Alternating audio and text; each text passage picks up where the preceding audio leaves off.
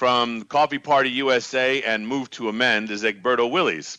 Egberto Willies is a political activist, author, political blogger, and radio show host, as well as a business owner, software developer, web designer, and mechanical engineer in Kingwood, Texas. Egberto, one of his main political platforms is Incite Civility and Reason, and he welcomes the discussion, regardless of ideology from any party, to the table. He feels it is important for our neighbors and us to be speaking to each other in a civil forum. Egberto is an ardent liberal that believes tolerance is essential. He is on the board of directors of Coffee Party USA, one of the largest grassroots organizations in the country, as well as Move to Amend, one of the more important grassroots organizations in the country. Ladies and gentlemen, please welcome Egberto Willies.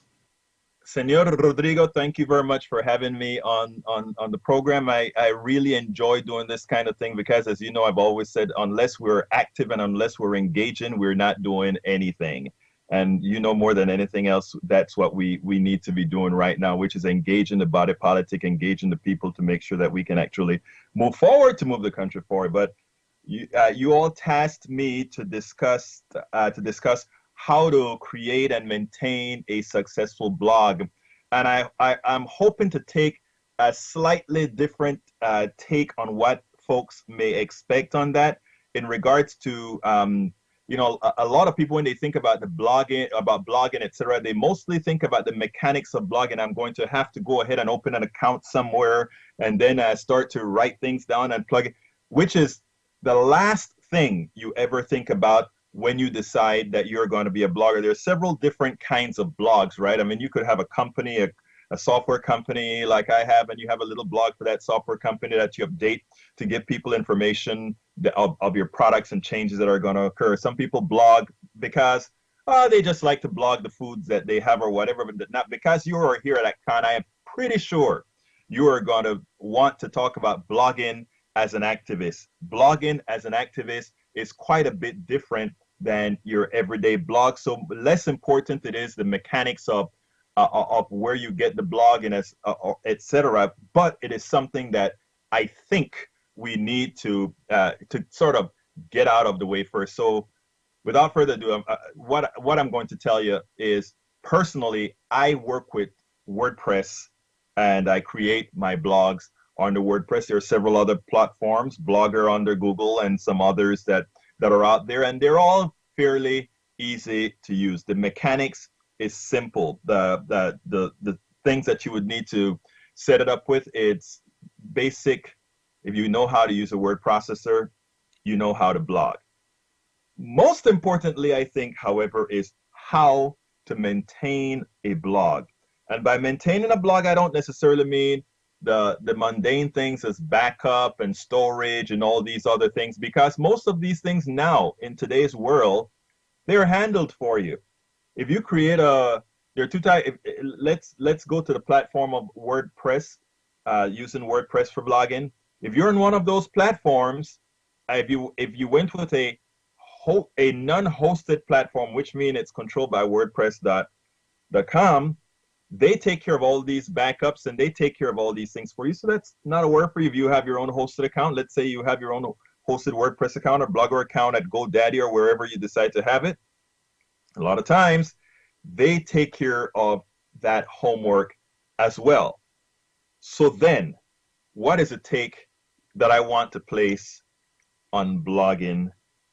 I'd like to, the part that I'd like to talk more about is what you're blogging about, how to maintain your blog, how are you going to get visibility for the blog posts that you're actually making. I noticed in reviewing the schedule, I was on a radio show before, so I didn't have a chance to listen into these great interesting topics that I would have liked to watch. I noticed it was like how to read one talking about how to write a news article.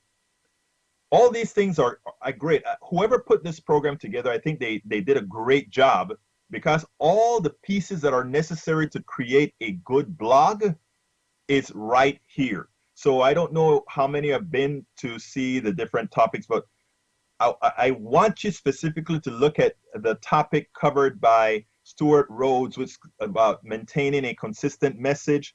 The topic covered by, I think, the person's name that says how to, Jeffrey Tucker, talking about how to personalize messages. All those tools that they're going to provide, including what you receive from do's and don't in communicating your messages, all those tools together goes right into the mantra of how do I maintain my blog and how do I ensure that my blog gets the visibility that it needs. Now, when you set up your blog at wherever you set it up, they will likely ask you if you want to keep your information tracked, let's say by Google Analytics or anything like that. And you do want to do that. As I am talking to you right now, I've written a story on my blog, egbertowillies.com, and I'm watching the stats of that to see if the message is resounding across the United States, and I can actually see what states, what towns the message is most being covered at. These are the types of issues that you want to know about when you're maintaining your blog. I will not go into detail because in the next 13 or 14 minutes that I have, it wouldn't be enough time to cover these in detail. But I'm pretty sure along with the people that are putting on this program, and if you want to drop the line to the people who are the speakers, myself as well, you can always do so. But as I'm speaking with you, I'm watching to see how the particular blog is performing. So how do we get started? First of all, when you are an activist blogger, a blogger that's an activist, the first thing you want to make sure about is that you have the passion for telling your message. And I'm not talking about just the mechanics of telling your message. I mean the passion for telling your message. My passion is middle class centric values, and everything that makes middle class centric values a necessity for America, I put out there on my blog. I use every avenue possible to get that singular message out. What will make the middle class better? Because I have that passion for that subject, I can blog on that subject ad nauseum. I can write one blog, 5 blogs a day on that subject every single time with fairly new material. That is the type of passion when you're a blogger in this type of a field, in this domain, that you want to make sure to have so that your message, because within that passion that you're putting out for that message that you're getting out there, I guarantee you those that are reading your blog see it. And how do you know that they're seeing it and reading it? Like I mentioned before, your analytics tells you that when you use the tools like Google Analytics, and there are others as well, like those put out by MSN or a few of the other corporations. When you use these tools, you can see that your message is going across, and ultimately, the same people, a certain percentage of those people that are reading your blogs will be coming right back to you. So again, maintaining your blog. What are you going to do? First of all, like I said, you must have that passion for that message. Now, how do you relay that message? The most important thing about having a blog that is sustainable, a blog that will remain there, is to realize one important concept. And that concept is, if nobody is reading you, nobody is listening to you. If nobody is listening to you, you can have a blog that makes no difference, and we don't want that. So one of the things that you have to learn about in maintaining your blog is who is the audience that you're trying to talk to? What is that audience about? What do they want to hear? And if you're trying to do more than just give them what they want to hear, but if you're trying to also be educational with your blog, in other words, you want to move the message with your blog, not to keep that person in a static place, but to move that person forward in their thinking, to move that person forward in some ideology that will better, in my case, better the middle class. In your case, it may be the secret listening of your voice, of your messages, or whatever your message is going to be. You have to package that information. Maintaining your blog includes all those issues. You must be able to package that information. What do I mean by packaging that information? Think about the new treatments for viruses. What do they do? And I'm not talking about computer viruses now. I'm talking about AIDS and all these other type of viruses and diseases. Scientists have found out that some diseases are very good at attacking what they know is there to kill them, to stop them from being the diseases that they are. So new drugs package themselves so that they can get in. And when they get in, then they can release their payloads. As a good blogger, what you want to be able to do foremost is to be the deliverer of a payload. You want to be able to get your message into that person in such a manner that they start to see it. And when they start to see it, you bring them into a manner that they want to continue receiving it. They want to continue to see that what you have to have. And then by the time the payload is delivered, in the case of blogging, it's a bit different than drugs, right? We don't want to blow up those that are reading or destroy those that are reading our things. We want to enhance them. So when that payload then is delivered, when they receive that payload, they would have opened themselves up. You would have opened them enough to continue seeing you. And then what comes after that? How is your blog? How does that one payload help continue to maintain your blog? It's an interesting thing about people. If they like what they see, they generally want to share what they see. They want people to know that they found something that they like. Zuckerberg figured that out quickly when he established Facebook and placed that share button on it. And then he realized that you could create a financial model behind that. But guess what? A blog, you can have a financial model behind it or not.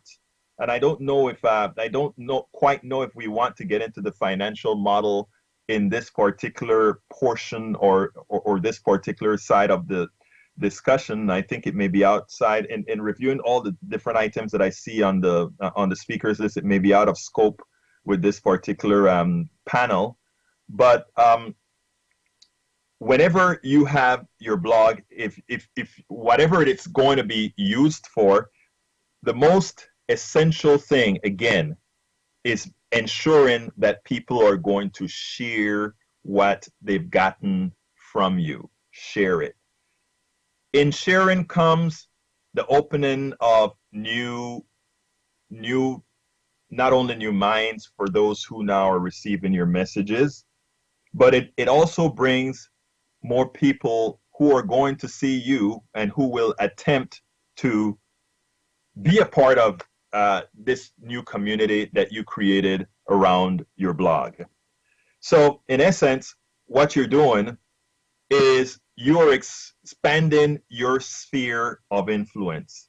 And in expanding your sphere of influence as an activist, that is exactly what you want to do. That is exactly what is expected out of your blog, and that is exactly what gets done. My blog, and I want to use myself as an example, because when I speak about these issues, there are many people who make their income from telling you how to make your income. In other words, they're not making any income, you're making them income. A blog site, my blog site, specifically egbertowillies.com, is a site that has gone through its different tribulations as far as how do you build a successful website. And the methods that I've used over time, most of them have actually failed. Most methods, and that goes with any business that you decide that you're going to be into. I've been in, I don't know, 10, 15 businesses, and probably of the 10 or 15 businesses, 4 have been successful. That's the nature of the beast. So what you want to get is information from somebody like myself or others who have gotten blogs that have actually grown from nothing, zero, zilch, into a successful model that not only has the ability, if so desired, to provide a source of income, but also have the most important value within that blog, and that is to be the relayer of messages, of narratives that other people are willing to listen to and that are successful. My blog went from, I don't know, maybe a couple hundred people a week to orders of magnitude over that. And a lot of those issues, those that was accomplished by continuous blogging. And when I say continuous blogging, I mean you don't blog one day and you stay off for a week. There's a lot that is happening in society, in your world of activism right now. There's much happening. And folks are going to follow people who they know if something is happening, they can go to their site and know that they'll find that information, or if they don't find that information, they have access to that information through that site. So one of the most important things is ensuring if you're a blogger, you blog. You blog often and you blog well. There are many topics here that talks about how to write, how to message. All of that coalesces into a good blog. Secondly, you must be responsive.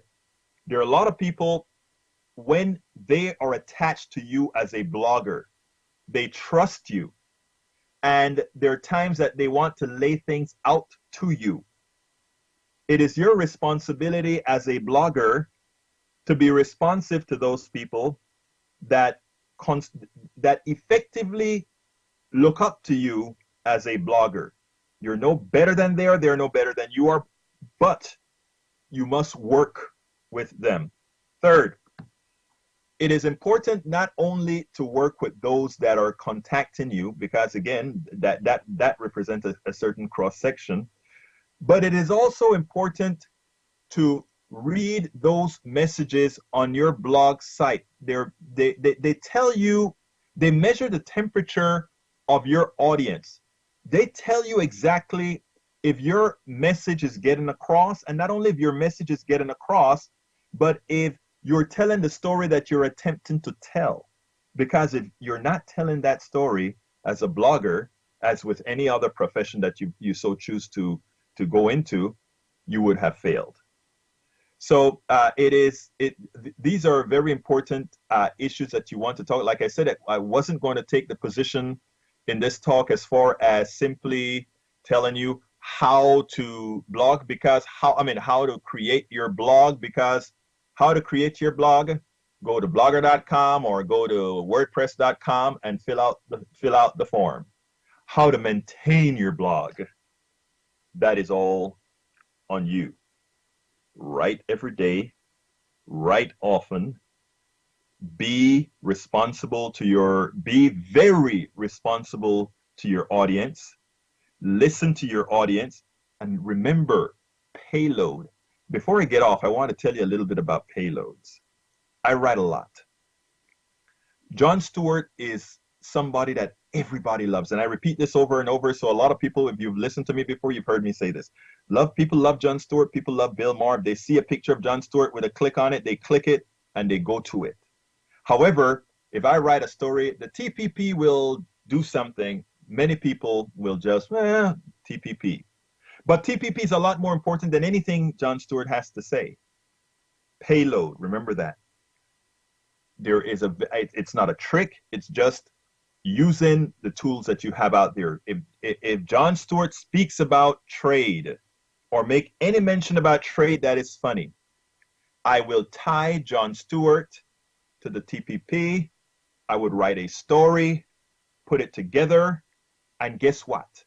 I get an audience of several thousand, sometimes several 100,000 who got in there to listen to Stewart. They did listen to Stewart. I used Stewart's prose, but I used that as a launching board to get the message across. Jon Stewart is served because he gets an audience, and the activist is served because he is able to relay that message. So again, I hope I've been somewhat useful in this information that I'm providing. If there's additional things that you'd like to know, you can always contact me directly. I think they have all the information. I don't know if I'm supposed to give it here or not. Without any further ado, if you have any questions that you'd like to ask now, all ears. Thank you so much for joining AtCon 2, Egberto Willies. And we do have some questions in our chat room I'd like to share with you, please. Yes, sir. This is from Travis Smith. Let's see. He has a couple here. Let me see. Let me pick one. How do you strike the balance of having rich and useful content without oversaturating your audience?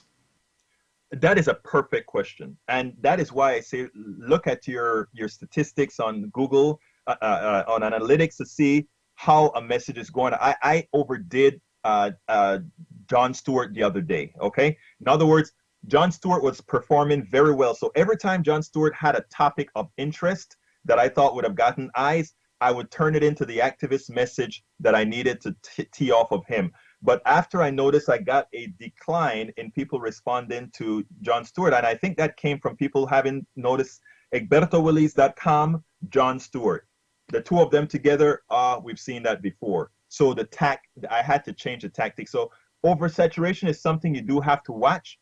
Also, don't be afraid to throw in some entertainment. Yesterday, our good blues player, blues singer died, B.B. King. One of the blog posts I wrote was on B.B. King.